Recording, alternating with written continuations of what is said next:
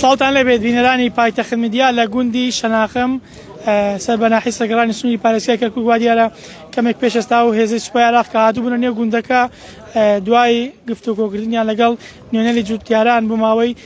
دەخولە کەمە پێشەستا هێزەکە لە نێو گوندەکە بە تەواوی کوشایەوە من بۆ دەگاری زیاتر دەچم لەگەڵ جوتیارێکی گوندەکە قساکەم. سڵاو لەبێت. سڵاو لە خۆتان بەخێر بێن سەر چاوە. پێم بڵێ کەمێک پێشەستا لەگەڵ سوپای عێراقیەوە کۆبوونەوە باسی چیتان کرد؟ بەڵێ ئێمە کۆبوونەوە لەگەر فەرماندەی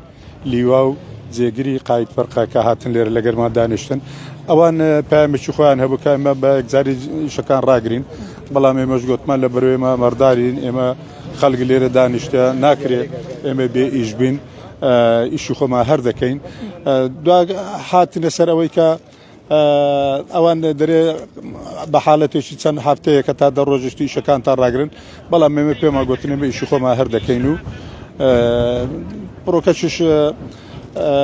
قەراری ئەویان پێ نەبووتن بەڕاستی قسەشان پێ نەبووتن هەر دەرێمە جێشین التزاماتی خۆمانەیە ئەوە بە چاوی خۆتان دەبین و بەردەوام لە سنوورەکانمان دەسوڕێنەوە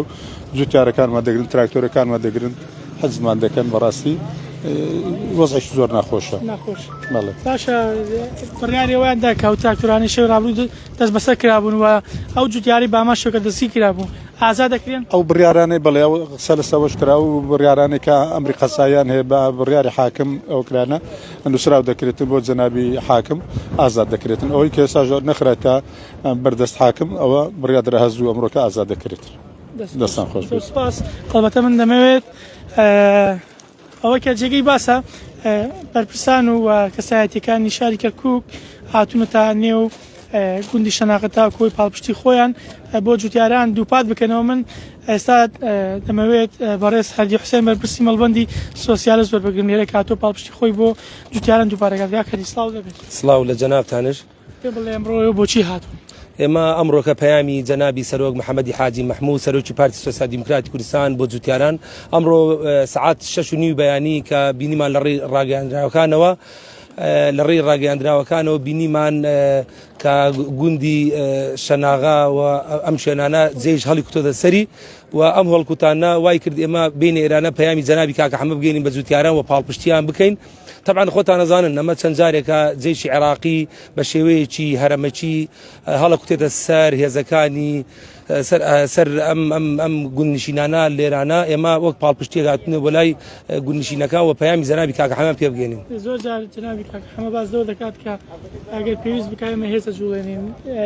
یعنی زۆر جار دەڵێت با هێز بجوڵێنین ئێوە ئامادەیەوەتیان تایە کە ئەگەر لێرە هەڕوودایەکی نەخوازرا و هەڕوو بدووە بێن پاڵپشت شوارە بکەن. پەیامی جەنابی کاکە حەمە بۆ جوتیاران ئەوە وەکو جوتیارێک خۆی وەکو سەرکردەیەک پەیامی بۆ جوتیاران خۆیان ڕابگرن و ئەمە کاتیە و ئەمەشتی ئەپەڕێ. ئێمە پەیامەکەمان ئەو بوو کاکە جەنابی کاکە حەمە ئەگەر ئەم هێزە هەر بەردەوام بێ و هەم زوڵم و زۆرداری بکە ئێمە ئەگەر ئیلتیزاماتی وزارەتی پێشمەرگە و تۆزی ئیلتیزاماتی تر نەبێ ئێمە لێرە ئامادەبین وەکو هێزی عەسکەری. زۆر باشە دەستخۆش دەمەوێت جوتیارێکی تر وەربگریم کاک فەرهاد سڵاو لەبێت. بەڕێزی جانی پێم بڵێ ئێوە باسیتان کرد لەگەڵ سوپای عێراق کەمە پێشەستا کۆبوونەوە. وەڵی سوپای عێراق باسی ئەوەیە کرد یانی ئەو زەختێکە لە دوێنێەوە کردومانە باسیەوە کرێ ئەوەی مەڕدارە چەند دۆنیمێک بۆ مەڕەکانی وەکو دانوێڵە زەوی کشتتوکاڵی بکە. من لێرەوە پێ ئەڵێم ینی ئێمە کێشەی من چەند جوتیارێک یان چەند مەڕدارێک نییە کێشەی 5 گوندیە ینی بەنجێک ئەوە لێدانی بەنجێکە تەنها ینی و چەندین جار ئەو دەرفەتانە هاتە پێش کە بتوانین زیاتر ئیش بکەین و کە زیاتر بەرخودان بکەین هاتوونە بە بەنجێک و بە دوو قسەی خۆش و بری قەدار ئێمەیان یەقنا کردو ئەمانێنەوەمال من پێم باشە ئەو بەردەوام بین و تاو کاتێ و کتابەکە دێتە ناو دەستمان و خاوەن زەوی دەبتەوە خاوەن مافی خۆی و ئەو داگیرکەرەکانیش پەلکانە و ئەو منتقانە بەجی بێنن ئەوم پێ باشە. ئەوە چی بۆ مۆزوعی بەنج و سەرکردن ئەمریوایەکە هاتوو بە دوو قسەی خۆشتەرەکتەرەکانە ئەدەینەوە و ئێوە پەرتی لێ بکەن و ئەحنا ئەخوان وەڵڵاهی بەس ئەحنەم و ئەخوان ئەگە براباینایە یعنی ماڵم ناڵی منت برسی نەدەکرد ئەگە براباینە ئەوە لە باو باپیریانەوە بۆیان مایتەوە چیمیاکردنی کورد ئەنفالکردنی کورد هەموو لەوانە بۆیان مایتەوە ینی حینە ڕێزکەی حزبی بەعسە بە نسبەت کورد هیچ فەرقی نەکردیە. بەڕێز سپاس دەستخۆش زۆر سپاس. هەڵبەتە من دەمەوێت کامێرەمانەکەم هاوکار بێت دیمەنی ئێستاوەی نێو مزگەوتی گوندی شەناغەتان بۆ گواستمەکە جوتیاران تاوەکو ئێستا لە گرتبوونەوەکانیان بەردەوامن سەر ڕایەوەی کە جوتیاران لە سەرجەم گوندەکانی گابەڵەکە و سەر بە شاخ و خەرابە و پەلکانە هاتوون تاوەکو پاڵپشتی خۆیان بۆ جوتیاران دووپات بکەنەوە. من ئەگەر دەرفەت دەمەوێت جوتیارێک وەربگرم بە شێوەیەکی ڕاستەخۆ. کاک ئەحمەد سڵاو لەبێت. سڵاو لە تۆش. بەڵێ باشیان کرد لەگەڵ سوپای عێراق لە کۆبوونەوەی کەمێک پێش. بەنجێکی تریان لێداینەوە و بەنجێکی تریان لێداینەوە و چارەسەری بنەڕەتیش ناکرێتن و من هیچ گەشتبین نیمە ڕەشبینم. ئەو جوتیارێک کە ژیرا بوو هێشتا ئازاد نەکراوە ئەمر پێکرەوە جەنابی کاگوەلی دیژلێرەیە مدیر مەرکەزەوە هە لە خۆمانەوە ئەو پێگوترە و ئازادی بکەن و ترێکتەرەکانیش ترێکتەرێکیشماوە گیراوە ئەویش ئازاد بکرێتن و بەزۆکو چارەسەری هیچ شتێکمان بۆ نەکراوە. کاک ئەحمەد بۆچی گەشتبینی من ئێستا بامان شێوە لەگەڵ جوتیارێکی تر قسەم کردەوە باسی لەوە کرد ئەمە بەنجە لێمێدەن ئەمە چارەسەری بنەڕەتی نییە. بۆچی ئومێدتان نییە؟ ئومێد هەتاکو کەی یعنی لەسەر تەوقیعەکی بە مانگ و دوو مانگ ئایا مەرەکە بیان نەماوە بنێرێ ئەگەنا ئێمە قەڵەمیان بۆ بێ. ئەگەر شتەکەش فێڵکردنە لە فێڵکردنی لە خەڵک ئەی چییە؟ باشە من بەچی قراراتی مەزیقاتە سەورە بەس بۆم 5 گوندە دەرچووە قراراتی شوونی شمال بەس بۆم 5 گوندە دەرچووە وەشتی وا لە نییە کاکەجان شتێکە دەستێکی سیاسیە و اینجا کوردی لە هەموو ئەنجامەکەی پەرتەوازەی کوردە و کورد یەک دەنگ و یەک ڕەنگ نییە و کورد لاوازە ئەگە کورد لاواز نەبێتن من چی لە کارە باو لە ئاو لە و لە پرۆژە و لە بیناسازی بکەم من ئەگەر خاکم نەبێتن چی زۆدێکمان هەیە ئاڵامان لە چۆ ئەگە خاکمان نەبێتن خۆی خاکەکەمان گرنگتریانە چینێ ئەو بەزم ڕزمێکە حیزبەکان ناخەری کرد. باشە ماندوو نەبن لەوەی کە 8 ساڵەیەوە بەردەوام ڕوبەڕووی ئەو هەموو نەهامەتی و ئازێددانا بنەوە لە کێ مادی بم بەس بە تەحدید من لە عەرەب و لە دوژمن مادی نەبوومە من لە کورد مادی بووم ئێمە لە کورد هەر هەمومان جوتیارن لە کورد مادی بوون. بۆچی لە پەرتەوازەی لایەنە سیاسەکانیان لەبەرچی پەرتەوازەی باوەجان ئەوەنە باسی موچە و ئەوەنە باسی خانە نشینی و ئەوەنە باسی پرۆژە نیشتە جێبوونی ئەو شتانەمان کرد ئەگەر بێت و باسی کەرکووکمان بکردا بە ئێستا شەڕ لێرە نەبوو لە پەلکان و شەناغەنە بە شەڕ لە حەمری بوو. باشە باسی موچەت کردیواتە موچە بەڕادەیەوەکە گرنگ نییە کە خاکت بڕوە ئەمە لای جوتیارە سوار موساعداتن ساق ترۆکتەریەوە ساق دەڕاستەوێتە ئاو دێریەوێتن ئەی ئەمە هەموو موچە نییە خۆ دەوڵەتەیە بەس بە زەراعەت و بە گەرم و جۆ بەڕێوە ئەبرێتن یعنی لا بێ بەنەوت و بەغا بۆمان بنێرێتن کوردیشی سلاحیشی نماوە دەستی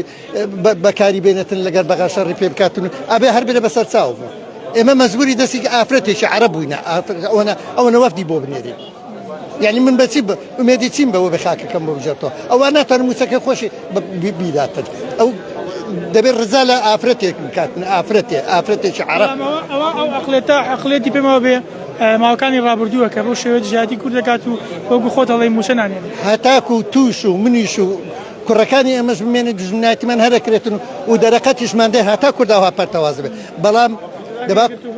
بابێتە بە یەک دەنگ بە یەک ڕەنگ بە یەک هەڵوێست بە یەک ئاڵا بزانە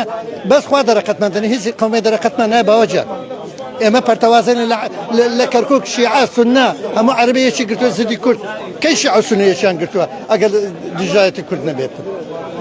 بەخێر بێ سەرچاو. سپاس کاک ئەحمەد. ئەلبەتە من دەمەوێت مامۆستایەکی ئاینی وەربگرم کە لێرەیە لەگەڵ بەرپرسانی سوپای عێراق لێرە کۆبەوە گە دەرفەت بێ بە شێوەیەکی ڕاستەخۆ دەچمە لای خۆی تاکو بزانم باسی چیان کردووە. مامۆستا ساڵ لەبێ بە شێوەیەکی ڕاستەخۆ لەگەڵتان پێم بڵێەوە باسیتان کرد لەگەڵ سوپای عێراق کەمێ پێشتر کاکە ئەمە هەندێک کێشەمان هەیە تەبعا لێرکانە پێما خۆش بیاننا مەردارمان هەیە ئەو مەردارانە معلومی جەناتان ئەو سارەکەش باران نەبووە هەر یەکە لۆ خۆی بای حیوانەکەی خۆی قەرسی لوشتوالانە دەکا ئەوجا دوونێ شەوێ گرژەک دروست بووە سوپا هاتێتە داخۆلی کردیا ئەمە پەیامەکەمان ئەوەیە کاکە سوپا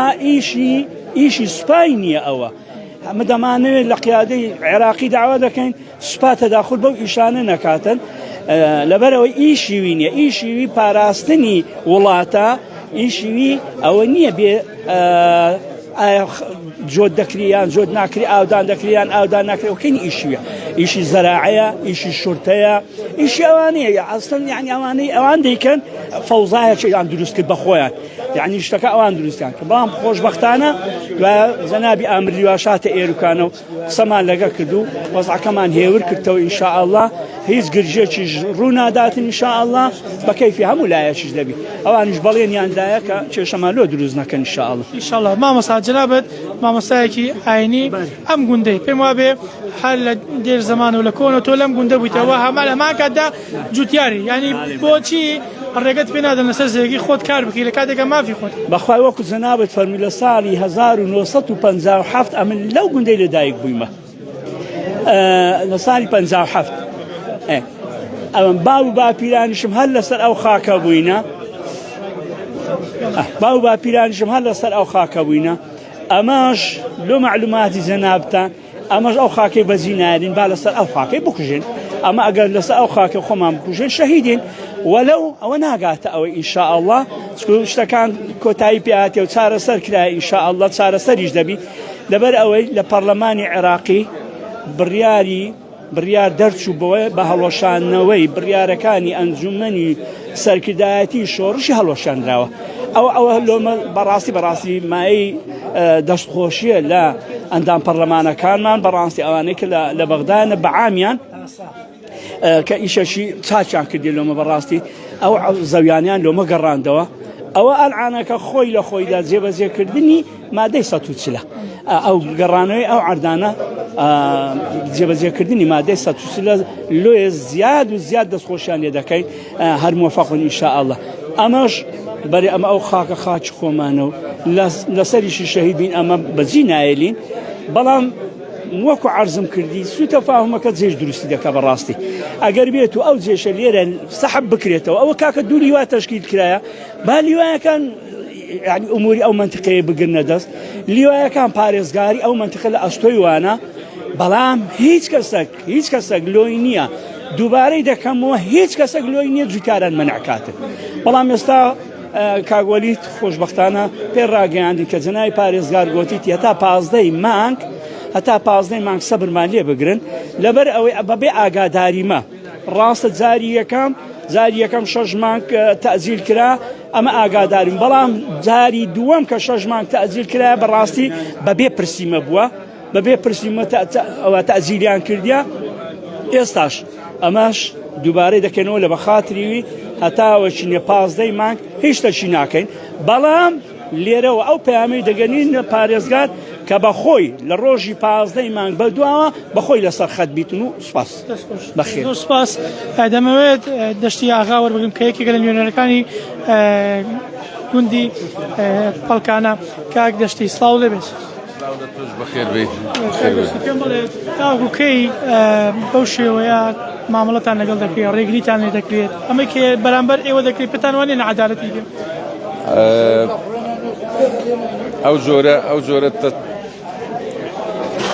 ئەو جۆرە معاملەیە بەردەوام دەبی هەتا ئەتوو کوردی لەو منتیقەی مابی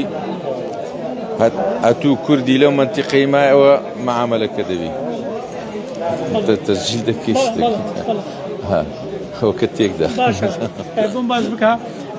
تاوکو ئێستا ڕێگریتان لێکەن لەسەر زێرەکانتان کار نەکەن بەڵێ ڕێگری بەردەوامە و بەردەوامیش دەبیتن هەتا خەڵکەکە بەخۆی بە هێز و بازووی خۆی ئیش نەکاتن ئەو هەر بەردەوامە لە بەرەوەی اتفاقاتی سیاسی دەکرێت لە ژێر پەردا مەوزوعەکانیش هەمووی انتخاباتە لە بەرەوەی ئەگە بێت و ئەو قەرارات و شتانە لێرە تەطبیق بکرێتن زەوی زار بۆ کوردەکە بگەڕێتەوە بە قەنەعەتی من ئەو ئەحزابە سیاسی عەرەبیانە ئیفلاس دینن لە انتخابات زەرەرێکی زۆر دەکەن ئیدی لە باندێکە اتفاقی سیاسی لەسەر دەکرێتن باشە پەیامت چییە بۆ لایەنە کورسانەکان نوێنەرانی کورد لە بەغدا بە تایبەت لایەنە کورسانەکان چێگری سەرۆکی پەرلەمانی عێراقدا چەند ینی گرنگیان بە بابەتداوە لە پەرلەمانی عێراق پرۆژه یاسای هەڵۆشانەوەی بڕیارەکانی ئەنجومەنی بەڵای شۆڕشی باسییان هەڵۆشانێتەوە لە پەرلەمانی عێراق تەقسیریان نەکرد الحەمدولله هەموو فراکسیۆنەکان بەیەکەوە وایان کرد قەرارەتی مەجلس قیادەی سەورە ئیلغا بکرێتەوە بەڵام جێبەجێکردنەکەی ئاستەنجی دەکەوتە بەرێ پێویستە لەگەڵ سوپای عێراق و فەرماندەکانی سوپای عێراق کۆبوونەوە لە کۆبوونەوەکەدا باسی وایان کرد کە لەسەرەوە ڕێکەوتون کە سوپای عێراق ئەو جوتیارەیە ئازاد بکات کە شەوی ڕابردوو